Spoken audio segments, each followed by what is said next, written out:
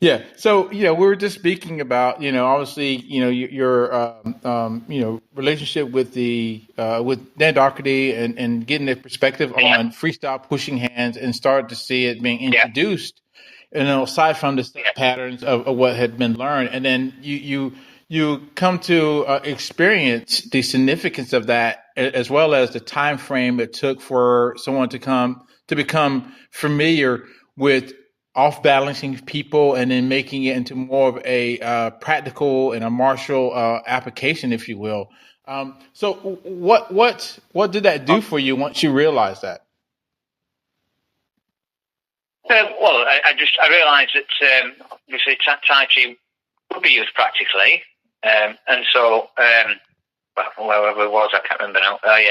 So obviously from the Dan Doherty thing, he opened my eyes. I just thought, and, he's a very strong character. Mm-hmm. And then there was a big but then there was a big sort of an upset because the people, and not just me, but there's other people who were there. And then obviously Master Chu had got a bit irritated by it, and then there'd a few words had gone on because I'd seen Master Chu throwing people across the room, and Mr. Doherty said, "Well, Dan said, it's all bullshit." You see, yeah.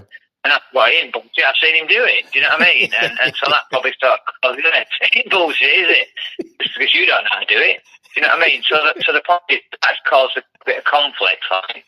Right on. But we left it, civil. Do you know what I mean? So anyway, I went back to Yorkshire, and then obviously, I think I met Bob France actually. Funny enough, I was going to get into that. Okay, yeah. And I met Bob. Yeah. Well, see, Bob was messing around with all sorts when I first met him. I learned that. I mean, I've learned so many forms. I learned the Cheng Man Ching form off him. Mm-hmm, I don't know why I bothered, but I did, and I learned that. And then he was into where his source is. He's from a gentleman called Master Tan, right? And then he had learned from quite a lot of. He'd originally learned through the Chu King Hung lineage through Ray Wilkie. Right, Ray Wilkie. Yes, I remember that. Yes. There was another disciple of Chu King Hung. Mm-hmm. Yeah. Which we'll get onto him because that's where I learned the Bagua, isn't it? And right. And some other stuff off him, didn't I? So. So I also so the thing with Bob was Bob had a lot of ammunition. Yeah, he had a lot of stuff he'd learned. Mm-hmm. He'd learned the old Yang style of Earl Montague. Yep. Yeah. Yep. Now we can talk about that. I mean, just for a quick second, I did learn the old Yang style off him, the old of Earl Montague, which we know to this day probably more than likely Earl made up. But let's give him some. Yeah, but let's give him some credit. For real. Let's be fair. For real, if he'd have been Chinese, he'd have been a genius. Right on. That form was amazing in comparison to that he actually made it up. If he actually made that up, because I'll tell you why I think he made it up, only because he knew too much detail about everything about it. Now, if he'd learnt from a Chinese guy in the park, I'm very unlikely that he would know so and have gained so much detail in just short space of time. Right. Yeah. Right. That's the main reason that I say that. But I also say that, hands on my heart, he made that up. What a genius. And he did try and fill in something what was missing at that given time. Yeah. To bridge the gap, you see. Right on. Because people couldn't understand how the slow-moving form of the Yang family could be used to fight. Which I later on can explain how it can be used. But at this moment, I wasn't even there myself with that. So they were just, that was the bridge, you see. He'd come out of nowhere in the middle of wherever his Wingawong in Australia with his form that's like bridging the gap. Right on. With 5 Jing movements, you see. So, I mean, I did take painstaking time of learning it, which I've now deleted, but that doesn't matter. It was still, I think, a fascinating form, to be fair. Yeah. And then I learned the tongues. I even learned the tongues fast form off Bob France as well. Right. And loads of sword forms and God knows what. I also learned that from Mike, the other, with the Yang style as well. Broadsword, I also learned that as well. So there's also, he did have a lot of stuff off.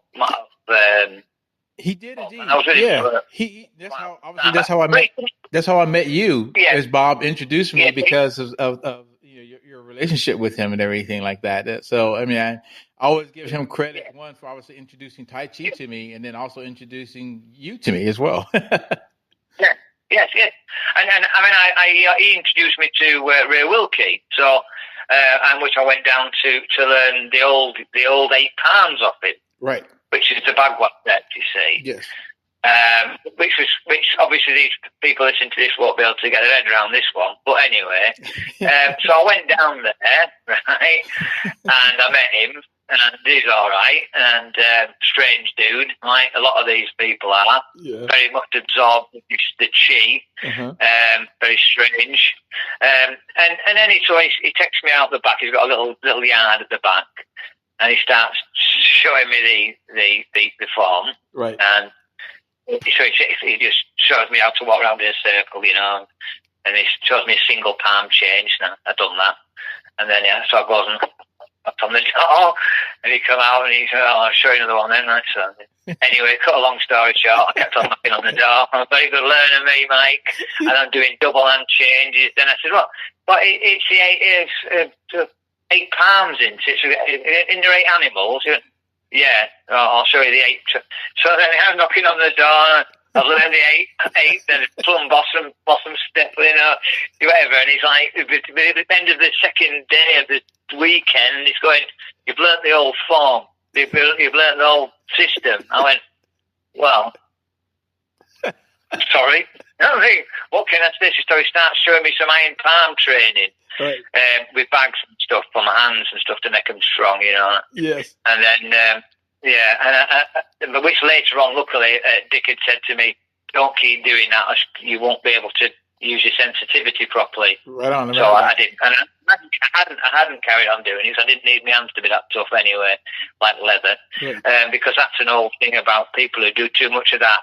They haven't got the sensitivity in the fingers anymore, you see. Yes, I understand that. Smacking it against a piece of stone, and I might be able to break a piece of stone with your hand, but you can't hold the pen, can you? Yeah. So, so I'd done that. So I come back, and then he got a bit funny about this, that, and the other. So I just can't be bothered with him, because back in them days, like you have to sign up for them forever. Right. You with me? It's like, you know, you become their student forever. Like, no, I didn't. You know, I went there to learn it. You taught me it. I'm just a quick learner. That's not my fault, is it? Do you know what I mean? Right. That's life, isn't it? You know. You came to me, and if you learn something, you go away. If you come back and it's right, I'll teach you the next bit. It's not about, oh, well, I'll make you do it again just because you come back. Right on. What the fuck's all that about? And then you find that. Yeah, you know. Didn't you find that as a common theme that you would have people that necessarily come back to you and you're still teaching the same old stuff over and over again because they only did it when they were with you? Yeah. I had students that were with me for years that just could come back, and I think, oh, you must be mad. How much money have you got? I don't mind. I'll teach you again. It's fine. You know what I mean? I've had some funny things. I mean, that Wing Chun guy, he said to me, I'll just throw you through the window. That's what I said to him. I said, it's not a problem. If you do whatever you want, I'll just throw you through the window. I could just pick you up and chuck you through the window. He could have done that about it, could you? Like I said, what good's your rapid punching? I can't feel him when you hit me with him anyway. Oh, gosh. Yeah. Never mind. Yeah. So another one who didn't last long. Right. Very short-lived, yes. Yeah. Somebody did put the backside through my window anyway, didn't they? I can't remember who it was. Somebody did. I think Adrian, and then you put the pad up so poor Tony Trickett didn't go through as well. Yeah, he used to fly about in that room. Yeah, well, again, they didn't fly because I put my hand up and they go, oh, look, I'm going to fly across the room. They fly because I can throw them across the room. That's why. Yeah. You know what I mean? They would have loved to throw me across the room if they could have done, and I would have been happy if they did. Right on. Anyway, right on. Yeah. So, just to backtrack a little bit, and it's not specifically about Chu, but it comes from Chu. So, when you saw him doing all these kind of demonstrations and things like that, did it give you a sense that you had to figure out a way to try to replicate what he was doing? No. Right. Well, because first of all, right, we back in the day, we were told, the information that was, you've got to remember, there was very little information about it. There was no internet. Right. It was just what somebody told. And I could understand, like I say, like Jim O'Glow and other people around, like Richard Watson and blah blah. They were just this master who could do pretty amazing things. Right. There's nobody, you couldn't go on the internet and research what they were doing. And they all sort of said basically, like my first teacher, what I was talking to you about, like, you learn the internal forms, and after you train this meticulously for 10 years, you'll develop internal power. Right. Yeah? Right. And so 10 years is a long time. But, if you're like me, you know me, other people listening to this don't know me. I don't give up, yeah? Exactly. I train, I keep doing it. Like, if I eat you ain't getting up. That's what it's like. You know what I mean? It's like, when you train that much, you've got to, you train really, really hard. You just, they say about, example, quickly, a Xingyi thing, just got to say it. Like 5 elements, 5 elements, 5 years, 1 element each year. Yeah, you with me? Yeah. That's what you do. How many people's done that? Very few. But Professor Lee said to me, 5 elements, 5 years, Dave, right? And he said, 1 element each year. Yeah? So, and he said, and I said, well, what about the animals? He said, the best masters only do the 5 elements. Right. What does that tell you? It means that if you can do those 5 elements and you've trained them that hard, no one's getting through them 5 elements. Whatever you hit is that's it, isn't it? Do you know what I mean? But those who's got loads of animals and jumping around like a monkey, unless they've been training it properly, ain't going to have nothing, has it? Right on. And that goes back to you when you're fighting, because what I gave you and what you train, you could do really well. So when you hit them, you know what I mean? Simple as that. 2 seconds to hit them. You carry on, Mike. I'm here. You're good. Yeah. So basically, So we were told that you got your internal structure correct, and you developed internal power, and then basically the assumption would be that what Master Chu was doing, you would be able to do. Right. Yeah. Right. Now I obviously found out only when I went to study with Richard Watson, what was actually done. What these people really did do, right, yeah? Right. And everybody's going to be listening when we ever get to that part of the interview. They'll be going, no. Well, I'm telling you, yes, right? So it's, you have to develop the skill. This is true, but you also have to be strong. They're not going to like that because it's all about the chi, isn't it? But yeah.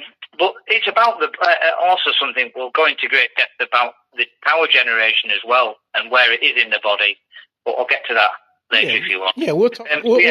We'll do a part 2 where we'll get a little bit more in detail. But like for right now, the stuff you're touching on is spot on. It's like what you were exposed to through going through Chi's classes, what you were exposed to by Mike Bristow initially.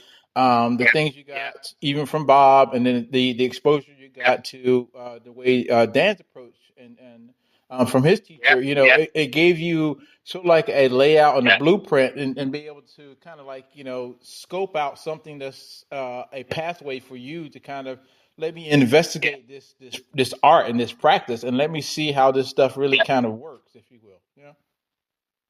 You see, Bob, he had an arsenal of stuff that I learned off him. Right. But I would say maybe his area of expertise is Qigong, and he's talking about energy up his bum and whatever, and chi out of his 8-year-olds and all that sort of stuff wasn't really my cup of tea. Right. So he maybe went more that direction, and I was more looking at the martial side. Right. But then, obviously, that was around about a time, obviously, you maybe started studying and that. But then Chen style appeared. It came to England. Maybe before you, I think. Chen style, and then we had Chen Sao Wang, which is the Chen Grand Master, the 19th descendant, or the 18th descendant, I can't remember, 19th I think he is. Right. So, I mean, he's probably nearly dead now, right? But he's certainly getting on a bit. Yeah. He's in Australia, I think it is now. Yeah. Now, I went down there with Adrian, actually. So he might have been around about that time. He could have still been around there, I don't know. Yeah. But we learned silk reeling off him, which is the essence of Tai Chi. Yeah. Yep. I was there. I wasn't there with you guys, but yeah, I remember you and Adrian going down to see him and things. Yeah. Yeah. So I learned. Now that's where I met Richard Watson. That's right. Yeah. That's where I met him. Yes. So obviously I went down there to try and get the essence. If they're saying that Yang style came from Chen style, I went down to have a look at. You might as well go to the source, mightn't you? So I went to see the Chen Grandmaster, and I learned. And my emphasis was to go learn silk reeling, which is the obviously where everything comes from. Silk reeling. That's the essence of Tai Chi, isn't it? Yes. So I learned silk reeling. And I learned Chi Na, which is locking. You know, they're really into that. And I also did pushing hands as well, Chen style pushing hands. You see, right? So that was like everything. I didn't want to learn the bloody form. So that's your essence of everything, isn't it? Yes. And he was a really nice guy. But again, he'd only do his demonstrations up on the stage, never touch anybody because that's they don't like to make contact. And that's when I met Dick. You see, and so. That's when the journey really started, if you get my point, yeah? Right, and Dick being Mr. Richard Watson, correct? Yes, that's what you mean? Yes? Yeah, that's right. That's when the journey really started, yeah, up until that time. And from your understanding, what was Mr. Watson's background in relationship to, the Yang style Tai Chi? He was an 18-door top student and closed-door student, lots of okay, yeah. He was his top student, and he was an 18-year indoor student. Excellent. And then I do remember you coming back and talking about your meeting with him. You was like, hey, I met this guy down there, and I thought I had a great route, and Jesus Christ, yeah. Well, he was probably in his 60s when I met him, and I was obviously in my 30s or something. Yeah. So I don't know, I might have been maybe 28 or so. So I was in my prime. Yeah. I was still pretty good at karate. I could still pretty much do most things, really. Yeah. And he was like an elderly man, and no bigger than me. You know what I mean? He's only small. Yep. Yeah. I mean, a lot of people thought maybe. Like I've not really said anything really good about him, but I've never really spoke about him, to be fair. So I met him at the seminar, and we had to like to do the Tai Chi. People have a cup of tea and chit chat and whatever. And he said, "No, why don't you come over with us?" So I went over to the Chen seminar, and he said, "Oh, well, who's your teacher?" He said, "I don't know who your teacher is," which is a bit of a strange one. I said, "Well, yeah, but he was a disciple of Chu, and I've been down to." The seminars, on the Red Lion Square. He went, yeah, that's where Chu teaches. I went, yeah, no, I've been there. So he went, oh. So he said, right, he said, oh, I said, well, Ray Wilkie. Oh, yeah, I know him. Yeah, I didn't think much of him. And then Bob France, he'd heard of Bob France and such. Yeah. And then he said, well, maybe you ought to come see me sometime, at my house, you know what I mean? Have a little bit of a go through some stuff, you see. Right. So I said, yeah, that'd be fine. And I already knew then, between me and you, that Chu was charging £150 an hour for private lessons. Right. Yeah. That's a lot of money back then, let me tell you. That is a lot of money, Yes, I do. You know what I mean? That was a lot of money, right? So anyway, so I went to see him, and this is the first time, and I'd done one competition before, that was down in London. I got a bronze medal. Right. For pushing hands third, which wasn't bad. That was no experience at all, really. Right a bit of Bob France help. No direction, really. None at all. And then I went to show Dick my form, and he said, he was quite impressed with my form, which I was pleased about. And this is the truth, this as well. And he just said, we just got chit chatting and that, and he sort of said, oh well. There's a martial side to it and that. And I said, oh, is there? I said, well, I've heard so. I said, I've seen what Chu could do, but...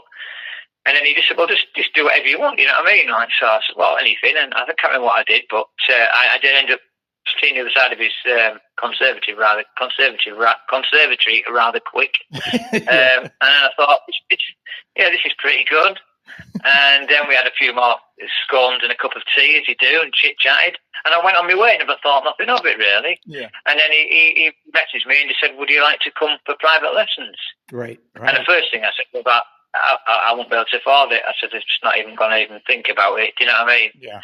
And he said to me, it's not about the money. He said to me, and I had this argument right until left. Yeah, he said to me, a good student's hard to find, David. Yeah. And I said, no. I said, a good teacher's hard to find. He said, one day you'll understand a good student is hard to find. And that's what you've told me ever since, and I appreciate it. And he's right. Yeah. And he's right. He's right. So, and he actually ended up being, he's right. Yeah. A good teacher is hard to find, Mike. This is true. Absolutely. But, you know, I've had people that have said to me when I've been at the seminar, through this Aikido guy, who was joking, he was getting on my wick, and the lad said to me, he said, can you get him to go out through exit doors? So I sent him out through the exit door, right? And the guy said to another friend of mine, he said, I'll rape him with his knowledge. And I thought, well, you couldn't rape me with my knowledge because I could give you all and you still wouldn't do it. So it doesn't make any difference, you see. Right. It's whether you do the training or not. It's what matters. Right on. You with me? I do. You can get somebody who can learn off a video. This is why I don't get these people, oh, have you done your little tea ceremony? No, I haven't, right? I was a closed-door student for Richard Watson. I think it was four and a half years, something like that. Mm-hmm. I used to go to his house once a month, and I think we used to do about 6 hours training with him. Right on. Well, start to do a little tea ceremony. I used to have a cup of tea and a bun with him. I think that was near enough. Right on. Do you know what I mean? Radio world we live in today, innit? When somebody else had a cup of tea and a bun and then wrote a little thing on that said, oh, I will just teach everything that you've taught me, and I'll keep it the way you've taught me. That will never develop, will it? Right on. Right on. And that's one of the things you said. These people are all stuck in this little format that they can never get out of. Yeah. Me, I've been able to adapt and change and develop because no one's holding me. My own system, the cutting-edge internal combat system. The reason I have that is so I can do whatever I feel I want to do for it to adapt to how people fight or how people are in this world today. Right on. Right, go on. Yeah, and that's one of the things you used to tell us, all of us, your students, that you weren't trying to make carbon copies of yourself. You know what I mean? Because we're all different. So we don't even have the experience that you had to be the carbon copy of you. Correct. So you've got your own. And so when I started my journey with Richard, obviously, first of all, I learned lots and lots of nice modern forms, which obviously I trained you all in, from the 24 step. And he learned with. I also did other stuff with him. He'd also learned the Dong's fast form, the Dong family. Which, yes. So he'd run me through stuff like that. And I had a vast array of knowledge, and we used to have lots of chats about different teachers, because he'd gone all over the world to find people, to cross the T's and dot the I's. You with me? You know what I mean? And because he was quite a wealthy man, he was able to do that. That's and so when I came to him with stuff like, I forgot about that. I went to China. I went to Chinatown in London, and I learnt the iron shirt, right? And then the 100-day force, and off this Chinese Shaolin master just travelling about, selling his, had a little list of stuff you could learn off him. You know what I mean? Right. 150 quid a pop. Yeah, that cost me 450 quid, and that's what it was like. You didn't have the money, you didn't get it. Yeah, right. But I thought you iron shirt. I have 2 iron shirts. Mm-hmm. I'll be honest with you. There's one that makes your stomach expand, like a drum. I'm pretty sure that Yang Cheng Fu probably did that one. Mm-hmm. And and then you've got well, he probably did, didn't he? So but I'd have never done that because I'm only small and it just wouldn't look right on me. Right. And it's like they call it an internal iron shirt, but I don't know, I think it is, but it's just a different method of doing it. Right. And then you've got the external one, which is the one that I talked to you, which was from the Shaolin guy. But it's really good for taking strikes, so why not? The other internal makes your body, abdomen a bit like a drum. A bit like a drum. Probably when they tell the stories about them putting coins on the belly and flicking them up in the air, it's probably from that, you see. But I didn't want to do that. I didn't want to have a big fat belly, so I've done that.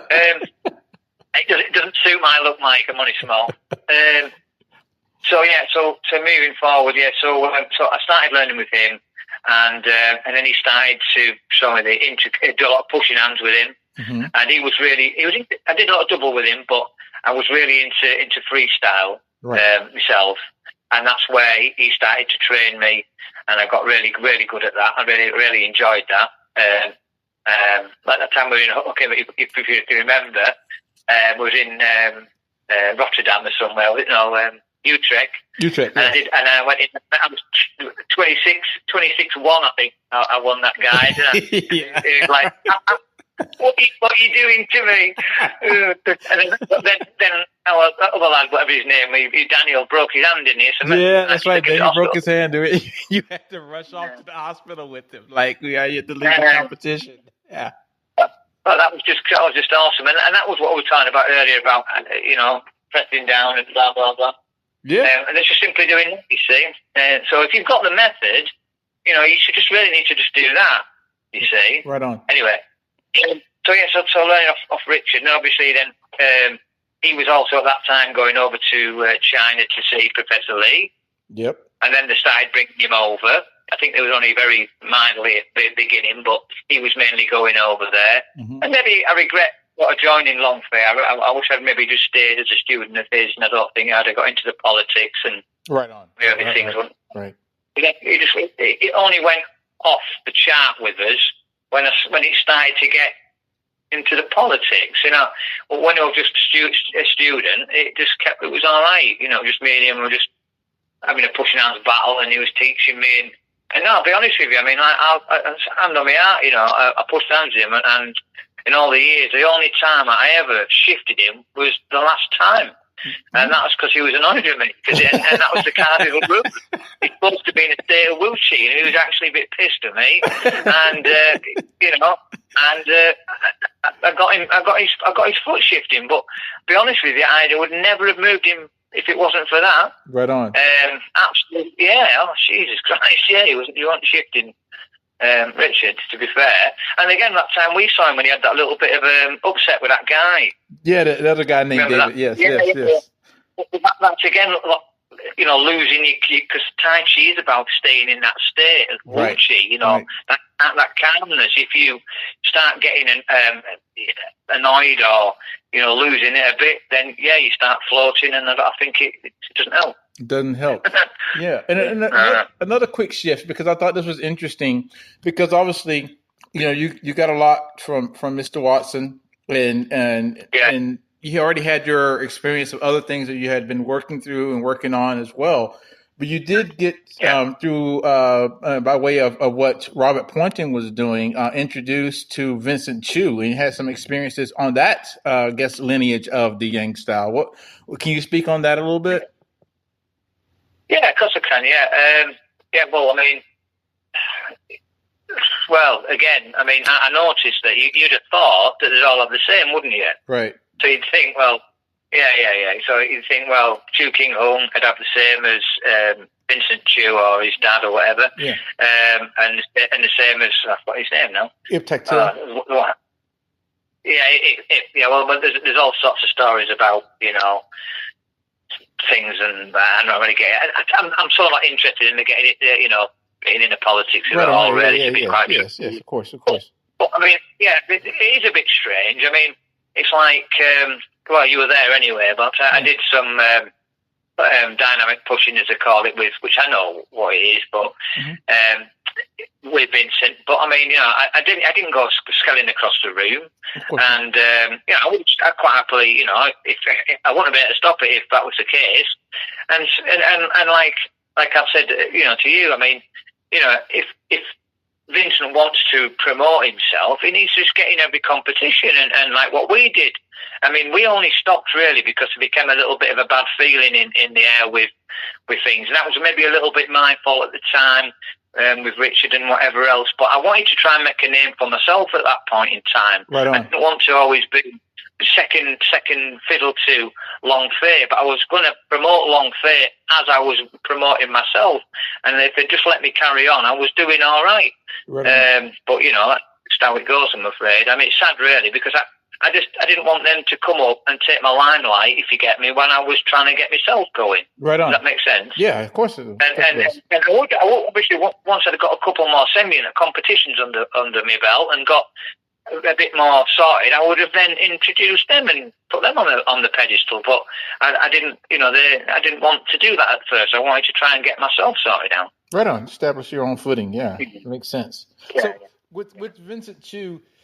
And that line, Was there anything you recognize, like in form wise, or even in your exchanges, like with like you mentioned the dynamics pushing hands, what you saw that was kind of relatively maybe different between Mr. Watson and what you felt from Vincent Chu or anything?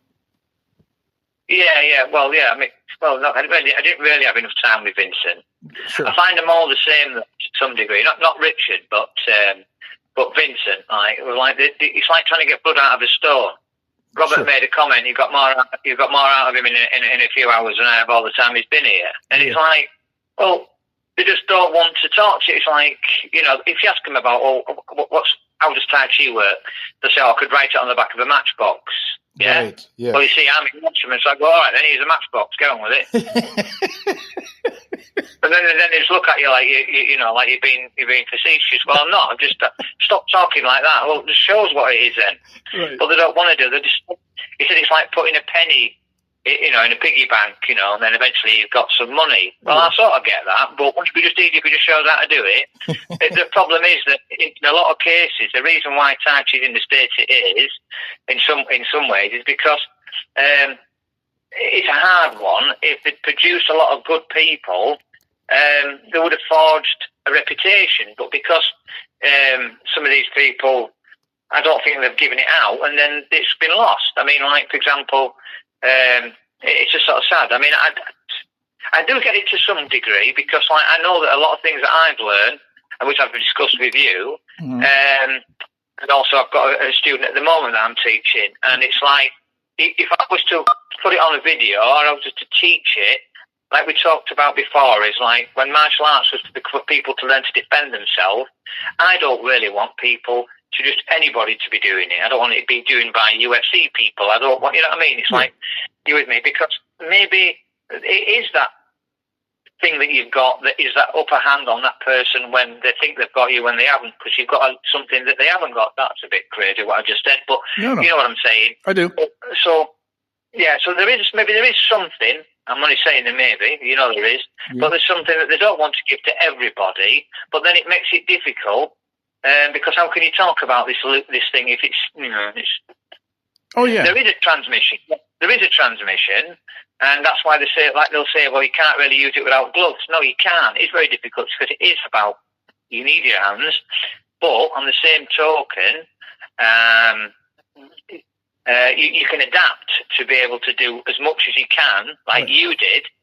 What about stealing the person's gravity? Yeah. You can use some of the Tai Chi and at least express some of the Tai Chi to show a win, rather than just going in there and doing a bit of... See, here's one for you.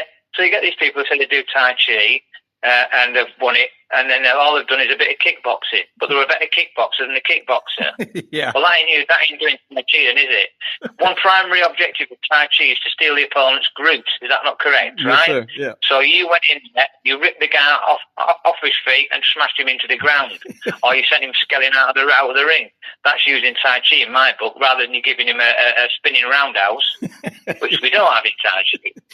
So you got, I don't mean to have a go at him, but you had to go at me once. You got Ed Hines, the Bagua man. Well, it's all right doing a lot of kickboxing, isn't it? Well, it ain't really, is it? Do some Bagua.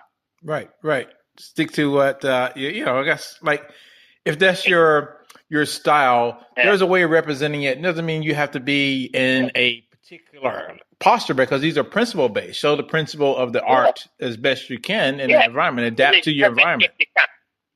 Yeah. So you could at least be very, getting round back and flipping them off the feet using a circle or something. I don't know. Yeah. And he said to me, well, you should go in there. And I said, well, I smoked 30 cigarettes a day. It's so easy. If you want a bit of a do round back with bare hands, we'll have a little tinkle, because that won't take long, will it? But I don't really want to get in there with a pair of them gloves on. Thank you very much. Yeah.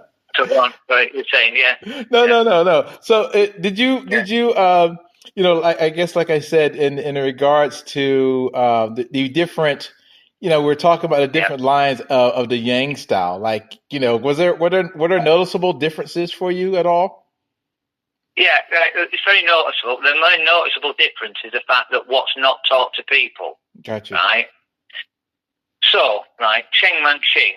Right, I obviously got the first book that I was telling you about by Robert Smith, and I've seen plenty of plenty of footage of Mr. Cheng Man-ching, and I have nothing bad to say about him. Right, in a way. The pushing hands clips he shows, his ability for me, and the little bits of pushing hands that he's shown on that, I think it's spot on. Not wrong with him. I don't know why they're always having a picking on him, right? Right. But the only problem with him is that I know what exercises and what tools these people use behind closed doors, right? Yeah, so and so he's telling everybody that he's got to keep developing your chi, relax. Oh yeah, that's excellent. He's going to have them all over the place, isn't he? Yeah, he well, will. He's just going to look like the king all the time, isn't he? So, but once you've gone down that route, and then you've taught them the form and say, stay relaxed. You've got to feel your root. Oh, they're like, when you can feel your root, so can I. And but the problem is then that it doesn't really flow from there, does it? You go for private lessons, you can't say, oh, by the way, I don't train with one of them, but, say you've got a big eye. I've heard that one of the Yangtze Chung Lineage's guys has a great big steel bar, apparently, that he can hardly pick up off the floor. Mm-hmm. If you've been throwing that thing about a bit, you get hold of his arm, he's going to throw you, isn't he? So yeah. What I'm trying to get at is that, so, but you couldn't really bring people into your private area and go, well, actually, you need to pick this thing up and do that, because they'd be going, well, I thought it was all about chi. So he set himself down a route where he couldn't really backtail himself. He carried on just teaching them what he taught them. That's why I've not seen anything really good come out of the Cheng Man-ching lineage, really. Sure. If any, because the thing about Tai Chi is it's supposed to be able to overcome a stronger force, right? Right. Yeah. Well, right. So why? Well, no one's going to play go soft on each other. Right on. You with me? Definitely. The aggressor's not going to do that. He's only going to give you strength. Right. So you need to be able to deal with strength, and that's why when you're training, all these methods that have gone doolally today, is because like freestyle pushing hands made a competition out of it. Freestyle pushing hands originally was a private thing. Right. It was taught in private. It was like a transmission, if you wish. Yeah. Mm-hmm.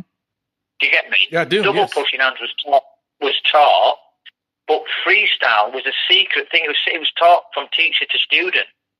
Gotcha. But then it became mainstream, and then it became a competition thing, so people could compete. So it made people more want to do it. But that it lost its essence of what the hell it was. Right on. Or is. Yeah. Because what you should be learning to do, like my friend is here now, and I'm teaching him at the moment, and I don't know how much you weigh, Mark. 17 stone, Mark weighs, and you probably met Mark.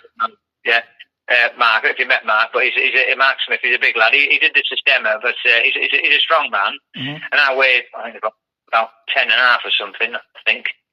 when I went through, so when he puts his strength on me, he's not playing about. He used to do bodybuilding. So when you get strength, you have to deal with strength. Right. You're not dealing with somebody going soft on you. And all these people who are doing pushing hands with each other. Oh, look how soft I went on you then. Look, and you couldn't find my centre. Well, the opponent's not going to do that, is he? Right. So you need to be just. The whole thing about Tai Chi is to work and deal with strength. Power, bigger guys. Otherwise, there's no. If I can go straight through somebody, I'm going to go straight through them, aren't I? Right on. That's what Sun Tang said, didn't he? Yes. Li Ying was saying, if you can't move me hand left, right, or up or down, I can't even fight me, can you? Go away. Right. Yeah. Exactly that. You know what I mean? I do indeed. So there's a lot of misconceptions. I was teaching Mark the other day about. We talk about the balls. Well, my teacher used to say to me, take the arm posture. If you put your arm straight and you relax it, right? So they say too much or not enough.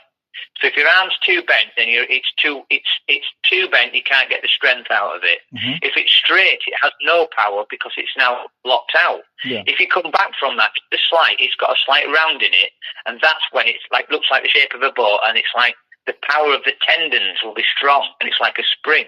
Gotcha. Yeah? Yep. Now, all postures in Tai Chi should be rounded. So the bows are like in the leg and the back and the arms, yeah? Mm-hmm. And it's because that, when you touch somebody, that's where you get your jing out. It's not in the bulk muscles, it's in the tendons. It's from that position. Right on. That's the secret of internal power.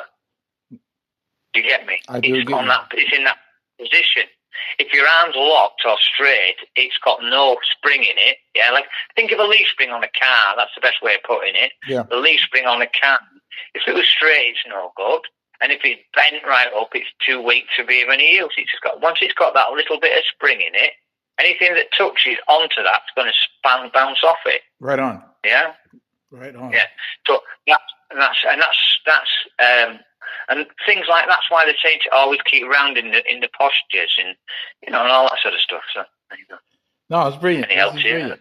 So I think I have one more question for this one, and we'll re-engage. We'll get some more specifics about some other things. You're talking about you can ask me specifics like things like the one who moves first arrives last. You can ask me what these things mean, can't you? Oh yeah, we're going to get into. We'll say that for a total different discussion, and also we'll talk a little bit more about even some more of the modern stuff that we got into as well. But I think that the last thing I think I want to ask you in the vein of what we're doing now, because we recognize that there's so many varieties of what we call the traditional styles, the Yang styles, and the Chen styles, so forth and so on. And then later on they came about with the modern stuff. I've got an answer. I'll explain this to you. They won't like this one. The Tai Chi community won't like this, right? Okay. Right, I'm not dissing Chen style because I've had to go at it and it's quite interesting, right? Don't get me wrong. Right. But, right, if Yang Lu Chan, I've asked this one so many times and nobody will answer me this one, right? Because I don't forget I've learned all the styles, as you know, Yang Chen Wu and Sun and Hao, I've learnt them all and the combined forms as well. And we've had a lot of people to put information in. Well, if the Wu style learnt from the Yang Lu Chan, I don't know, I can't pronounce his name, and these people can answer the I don't like names, but we know that the Wu family learnt from the Yang Lu Chan, and we know that the Wu family has not changed the form, right? Yes. Okay, so it's not changed the format's the same, There's no Fa Jing in that form, right? Now, so when they said that Yang Cheng Fu changed the form, he took out all the grandfather's jumping kicks and all that stuff, well, he can't have done, can he? Because if the Wu family's not changed the form, that means the form's never changed since Yang Lu Chan. Right on. Right, so that means that puts a little bit of a question mark whether or not it comes from Chen style then, doesn't it? Indeed. We've always had a discussion. Indeed. Yes. Indeed it does. So that's my answer. So I think that Yang Lu Chan did go to the Chen village at some point in time. I think he did learn some stuff there. I'm not disputing that. But I think that mainly he developed what he developed, right? And because I've learned off Richard and I know what the essence of it all is, it does need to be the way it is, The form itself is got a set of principles in it, but it doesn't matter which form you do, and it doesn't matter which family style you do either, because the principles of the form are all the same. I just explained about the bows, the roundness, That's very important. That's for the internal power, because the power doesn't come from the bulk muscles. It comes from the connective tissue of the tendons. And this latest thing about fascia or whatever crap they're on about, I haven't got a clue. You know what I mean? I can just do it. They make something up new every year. I'll have to have a seminar on that one. I just do it. So you touch, you ask a question, you know an answer. That's all there is to it. Right on. You know that that's literally where I was going. I want to know, how these different styles, they emerged and they came about because people make changes for whatever reason, but they stuck to the principle. So people get flat because you're not doing it like Ling Ching Fu did it, who's, a big guy. It doesn't matter. It doesn't matter. It doesn't matter at all. And like, for example, it's a bit strange, but like, so when you sort of reverse breathing, that's a complete, we could talk about that for an hour on its own, really. But it's all these little components. We'll go back to that original that I told you when I learned from Mike Bristow and the internal forms within the form. Yes, that they're the mechanisms of it, aren't they? But if you just stuck to it within its Yang style format, who knows whether it'd be of any use today at all? It's only that like people like me want to actually look at it in a broader spectrum. And maybe Dan Doherty did a bit as well, I suppose, and his teacher, but most others don't want to. They just stick to this stupid format, which is great for in the class, but it's just dying out, isn't it? It's just dying out. All Tai Chi dying out. On this left with a lot of idiots that think they know what they're talking about and haven't got a clue. Like they'll say, well, they'll say you haven't done the tea ceremony or whatever, as discipleship. Yeah. I'm a closed door student. I don't think you need to do the tea ceremony personally. Right on. Right on. Well, we'll stop there for this one, but this has been absolutely brilliant to have this conversation with you and this, this interview, conversational interview that we've done. But we will continue on another vein and talk about some more specific experiences that we've had, some different encounters we've had over the years and things like that, even the ones that I haven't been around as well. But thank you a lot, Dave, for this. This is absolutely brilliant for me, being able to get and dig a little bit deeper with you than some of the conversations we had back in the years too as well. Just kind of elaborated on some of those details. So I appreciate it, man. No problem at all. All righty.